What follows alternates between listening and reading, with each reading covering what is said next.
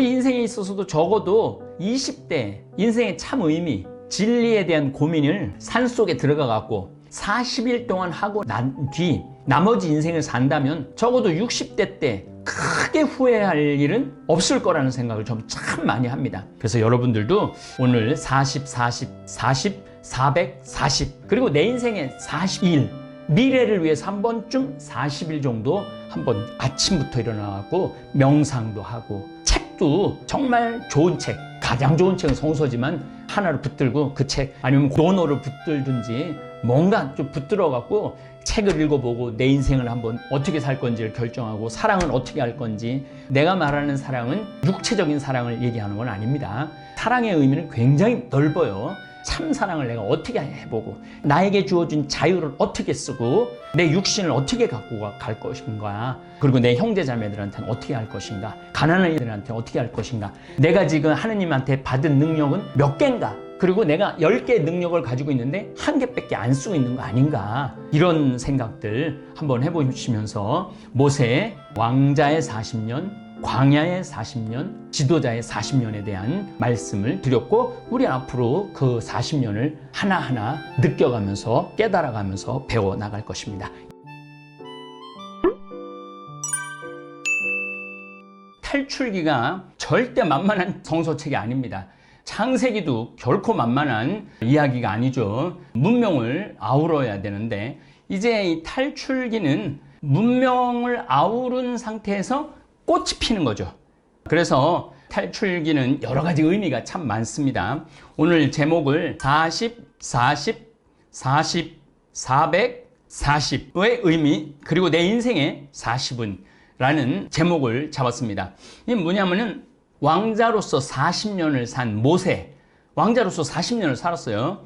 파로 공주의 아들로서 궁궐에서 자란 모세는 태양신 숭배의식에도 왕자의 자격으로 참여를 하죠. 자, 메소포타미아 문명 우르 지역도 마찬가지고 하란 지역도 마찬가지입니다. 어느 문명이나 특히 이집트 문명도 마찬가지죠. 태양신, 라가 태양신이야.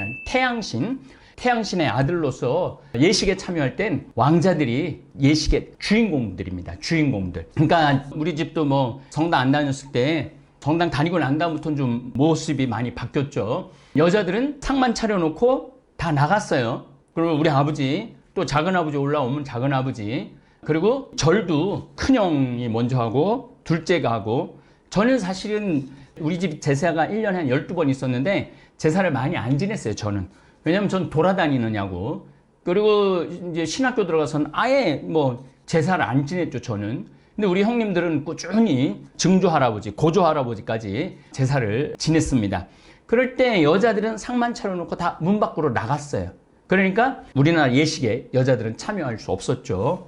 마찬가지입니다. 이집트 문명의 태양신 숭배 예식도 마찬가지입니다. 대부분의 왕자들이 참여를 하고 귀족들이 참여를 하지 일반 평민들은 구경도 못하는 경우도 있죠. 어쨌든 모세는 이집트 문명 한가운데서 살았다는 얘기입니다. 그래서 상형 문자도 알았을 거고, 그 다음에 궁중 문자, 고급 상형 문자도 알았을 거고, 평민 문자도 알았을 겁니다. 이집트 제국의 최전성기의 왕자로서 자랐기 때문에 전투에도 많이 참여했을 것이고 여행도 많이 했을 것입니다. 그러니까 우리는 모세라는 이름은 어느 날 갑자기 툭 튀어나온 존재가 아니라 이스라엘 민족을 이끌 지도자로서 훈련을 40년 동안 단단히 받았다는 사실에서 탈출기를 읽어 나가야 합니다. 모세가 탈출하고 난 다음에 19장 시나이에 도착을 하고 계약을 체결을 준비하죠. 그 다음에 하나님께서 시나이산에 나타나고 모세가 하나님으로부터 뭘 받느냐면 10계명을 받습니다. 10계명. 그래서 이제 모세가 제단에 관한 법을 이야기하고 종에 관한 법, 폭력에 관한 법, 상해에 관한 법, 절도에 관한 법, 손해배상법, 그리고 처녀를 범한 자에 관한 법, 그 밖에 사형의 처할, 죄인, 약자 보호법, 정의 실현에 관한 법, 안식년과 안식일에 관한 법, 연중 3대 축제에 관한 법, 가나안 땅 입주에 관한 약속과 경고, 시나이산에서 계약을 맺습니다. 이런 얘기가 모세가 느닷없이 이런 법을 그냥 밑도 끝도 없이 선포하고 백성들에게 알려주고 글로 남긴 것이 아니란 얘기예요. 모세는 이미 40년 동안 이런 모든 국가를 운영하는 왕자로서 자라면서 모든 법을 다 숙지했다는 것이죠. 그리고 그런 것들을 가지고 이제 유다인들, 이스라엘이라는 국가, 아브라함의 하느님, 이삭의 하느님, 야곱의 하느님이 때는 국가가 아니에요. 그땐 집안이지.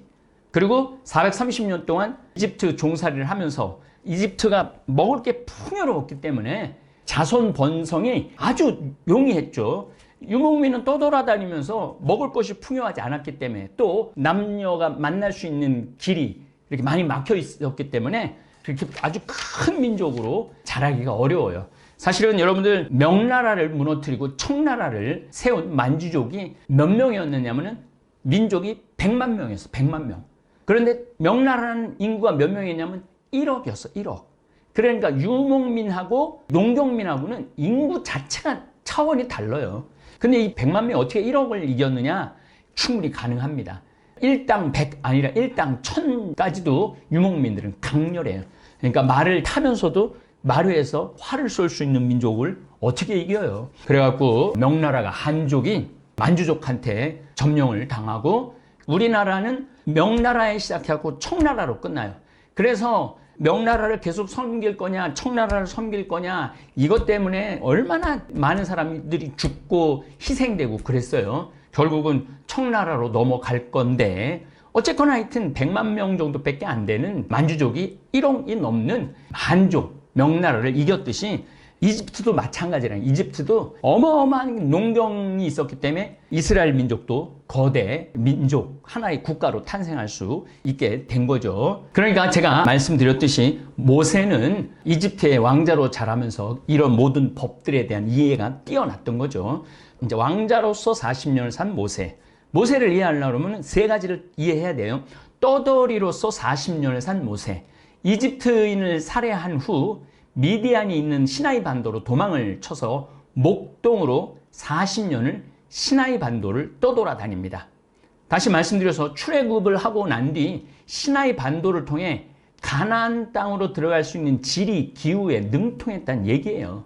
모세는 그 이 민족을 이끌고 어디로 가야지, 어느 길로 가야만이 하느님이 말한 우리 조상들의 약속의 땅, 가나안 땅, 헤브론으로, 브엘세바로 어떻게 가야 되느냐. 지금 예루살렘에 있는 모리아산이라는 곳은 어디냐? 모리아산은 여러분들 어디냐면은 아브라함이 이삭에게 불사를 나무를 지게 하고 이삭을 잡아 바치려고 그랬던 바위가 있는 그 산이 모리아산이에요. 그 모리아산은 지금 예루살렘이에요. 예루살렘. 그래갖고 그 예루살렘에는 이스라엘의 거룩한 도성이 된 이유가 뭐냐면은 아브라함이 이삭을 제물로 바치려고 했던 산이기 때문에 그게 거룩한 성이 된 거예요. 모리아산. 어쨌든 그 약속의 땅을 어떻게 하면 갈 수 있는가? 지리, 기후에 능통했다는 얘기예요. 그리고 여러분들은 나중에 이제 저하고 이 광야에 한번 갈 기회가 있으면은 우리 다볼사이브 교우들하고 광야에 한번 가보도록 하겠습니다. 광야에 가면은요, 볼 거는 아무것도 없어요. 볼 거 아무것도 없어요. 구경할 것도 아무것도 없어요. 파란 초지가 나오는 거 잠깐 외에는 아무것도 없어요. 밤하늘의 별, 달, 해, 공기, 바람 이런 것밖에 없어요. 나무도 없어요. 광야에서 생각할 수 있는 거는 신밖에 생각할 게 없어요. 하느님. 그래서 많은 수도원들이 광야에 수도원을 짓는 거죠. 아무것도 없는 곳에. 저도 안토니오 수도원, 이집트에 있는 안토니오 수도원을 한번 가봤는데 그야말로 아무것도 없어요. 대추, 야자, 나무 한 그루에 한 300개 정도 열리거든요. 그런 거 한 20그루 정도 있는데 수사님들이 한 10명 정도 가는 거죠. 하루에 그거 하나 따먹고 거기 우물, 그 물 하나 먹고. 그래서 뭐 적으로 말랐다 그러는 분들이 많은데 거기 가면은 이렇게 눈이 휑하고 뼈밖에 없는 수사님들 그림이 있어요. 수도사들을 그렇게 그린 거죠. 오로지 누구만 생각하라는 거야? 하느님만 생각하라는 거예요. 그래서 성서만 공부하고 어쨌든 떠돌이로서 광야를 40년 동안 떠돌아다녔던 모세는 신에 대한 명상 굉장히 깊었을 거라는 거죠. 물론 누나하고 엄마가 아마 아브라함의 하느님, 이삭의 하느님, 야곱의 하느님에 대한 이야기를 많이 해줬을 거라고 저는 생각을 합니다. 이렇게 왕자로서 40년, 광야의 떠돌이로서 40년, 그 다음 80살에 하느님으로부터 불림을 받게 되는 거죠. 80살에 많은 분들이 할머니들이 나는 이제 늙어서 아무것도 할 게 없어요. 물론 우리 WSI보 성경대학 학생들은 절대 그런 분들이 아니죠. 늙어도 끊임없이 공부하고 저와 같이 호흡을 맞춰서 하느님께 다가가려고 노력하는 그런 구도자들이라고 생각을 합니다. 근데 대부분이 뭐 60, 70, 80쯤 된 분들하고 얘기를 하면 이제 난 늙어서 별로 뭐 할 것도 없고 그냥 죽는 날만 기다립니다, 신부님. 이렇게 말하는 분들이 있는데 굉장히 안타까워요. 왜냐하면 사실 가장 행복하기 시작한 나이가 65이래요. 65부터 80살, 90살 가면은 정신만 온전하면 그때가 제일 행복하다고 그래요. 또 저 역시 제 주위에 있는 친구들을 보면은 65, 70, 75, 80들이 내 친구들이 많은데 굉장히 행복해해요. 왜냐하면은 그때는 더 성취하고자 하는 욕심도 없고 이제 자식 근심 걱정도 없고 돈을 더 벌으려고 아둥바둥하지도 않고 그러다 보니까 마음의 평화를 누리고 그리고 약간의 노후 준비가 잘 된 분들은 생명에 대한 기쁨, 충만함을 느낀다고 그래요. 그러니까 여러분들도 지금 결코 이 생애가 끝난 게 아니에요. 특별히 WSI보 성당 교우들에게는 어떻게 보면은 지금 70, 60이 굉장히 많은데 80들도 굉장히 많으신데 여러분들의 찬란한 인생이 시작된다고 생각하셔야 돼요. 왜냐하면 모세가 80살에 하느님한테 불리움을 받아갖고 하느님의 대리자로서 이스라엘이 종교 국가로 성장하는데 결정적 역할을 하게 되죠. 모세가 없었다면 유다교는 탄생하지 않았다는 얘기죠. 그만큼 모세가 중요한 인물이고 하느님이 모세를 부른 이유가 분명하다는 거예요. 40년 동안 왕자로 자랐고 40년 동안 명상가로 살았고 이 두 가지를 다 가지고 있었기 때문에 당신의 이름 야훼라는 이름을 모세에게 알려주고 하느님께서 먼저 말을 거시고 하늘나라의 신비 그 다음에 이 파스카 축제 하느님의 어린 양 예수 그리스도로 향하는 준비를 하느님이 하신 거예요. 저는 이 성서를 읽을 때마다 소름이 정말 막 솟을 때가 너무너무 많아요. 하느님의 이러한 철저한 구원의 경륜 역사 주관하심이 분명했던 것이죠. 이렇게 모세는 40년 동안 하느님의 사람으로 살았습니다. 그리고 예수님이 어떻게 하셨어요?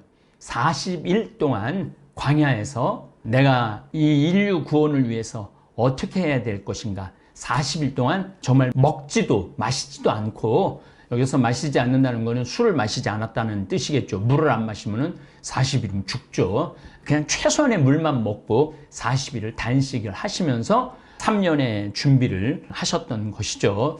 저는 우리 인생에 있어서도 적어도 20대 인생의 참 의미 진리에 대한 고민을 산속에 들어가 갖고 40일 동안 하고 난 뒤 나머지 인생을 산다면 적어도 60대 때 크게 후회할 일은 없을 거라는 생각을 좀 참 많이 합니다.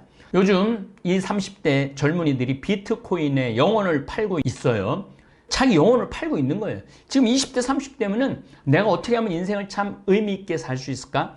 내가 어떻게 하면 인생을 참 행복하게 살 수 있을까?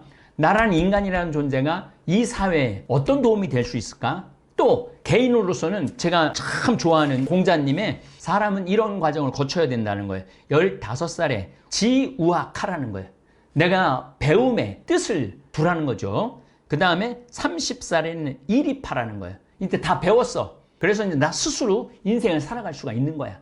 그러니까 이 15살서부터 30살까지 40일이라는 시간을 가지라는 거죠. 그 다음에 40살이 됐을 땐 불혹의 나이야. 궁금한 거나 의심 가는 게 없어. 40의 나이가 된다면은. 그 다음에 50이 되면 지천명하는 나이야. 하늘의 명을 아는 날. 저도 사실은 이런 단계를 어느 정도 거치는 것 같아요. 제가 지금 57인데 하느님의 뜻을 정말 알 것 같더라고요. 그리고 내가 하느님의 뜻을 알 것 같으면서 이 가슴이 충만함을 느껴요. 존재의 충만함을 느껴요. 내가 사제로서 57이 돼갖고 지금 이 WSI보 교우들한테 어떤 가르침을 줘야 되느냐. 특별히 성경 대학을 통해서 우리 교우들한테 정말로 하느님의 그 참 진리들이 너무너무 많거든요. 이 성경 대학을 통해서 꼭 내가 앞으로는 아주 이렇게 가열차게 강의를 하도록 하겠습니다. 60이 되면은 이 순의 나이야. 그러니까 귀가 순한 나이야. 무슨 말을 들어도 동요함이 없는 나이에 뭐 좋은 말을 듣거나 나쁜 말을 듣거나 보수 얘기를 듣거나 진보 얘기를 듣거나 이게 귀가 화가 안 나는 나이야. 60이 돼갖고 여러분들이 말을 막 내고 있어. 그럼 인생을 잘못 산 거죠. 인생을 헛산 거죠. 그 다음에 70이 되면은 종심소욕 불육이라고 그래요. 무슨 얘기? 내가 마음 먹은 것대로 따라가면은 그게 누구의 뜻하고 똑같으냐면 하늘의 뜻하고 똑같은 뜻이라고 그래요. 그래서 공자님이 73살에 돌아가셨기 때문에 70까지밖에 얘기 안 했어요. 80은 얘기 안 했어요. 그래서 제가 공자님 대신한다면 너무 건방진 거고, 공자님이 80의 나이가 되면 어떻게 하라? 나머지 생을 즐기고 자기의 삶을 충만하게 가꿔라. 그렇게 얘기하고 싶어요. 여러분들 80이 됐는데도 자신에 대한 충만함이 없고 기쁨이 없고 늘 분노, 원망만 있다면 인생을 완전 잘못 산 거죠. 그래서 저는 지금 20대, 30대의 젊은이들한테 이렇게 얘기하고 싶어요. 앞으로 100세 인생이다, 120세 인생이다 그러는데, 내가 앞으로 100세 동안 살 동안 내가 인생을 어떻게 살아갈 것인가, 이거를 결정을 어느 정도 해야 돼요. 내가 이 지구를 전부 다 한번 여행을 해봐야 되겠다. 아프리카에 봉사를 한번 가봐야 되겠다. 내가 돈을 벌어갖고 동남아시아 지역에 초등학교를 하나 져야 되겠다. 내가 영어를 완전히 띄어야 되겠다. 일본어 공부를 해야 되겠다. 아니면은 정말로 제가 여러분들한테 바라는 거는, 인생을 살면서 성서를 창세기서부터 요한묵시록까지 한번 읽어보면은 너무너무 좋을 거예요. 현지식이 없이 읽어보시지 말고 제가 이렇게 성경 특강으로 계속 안내해주고 있잖아요. 이걸 따라하면서 읽으면은 아마 여러분들 인생이 어마어마하게 바뀔 겁니다. 그리고 예수님의 가르침, 사랑, 그 다음에 희생, 그 다음에 자선, 그 다음에 하늘나라에 대한 희망, 이런 것들을 내면화하고 내 인생의, 내 삶의 길잡이가 딱 된다면은 여러분들은 하루하루 살아가는 게 충만하고 기쁨이고, 또 저는 요즘 텔레비전 안 봅니다. 뉴스 안 봅니다. 왜냐하면은 나는 지금 하느님의 생각으로 차 있고 싶어요. 그리고 하느님 일만 생각하고 싶어요.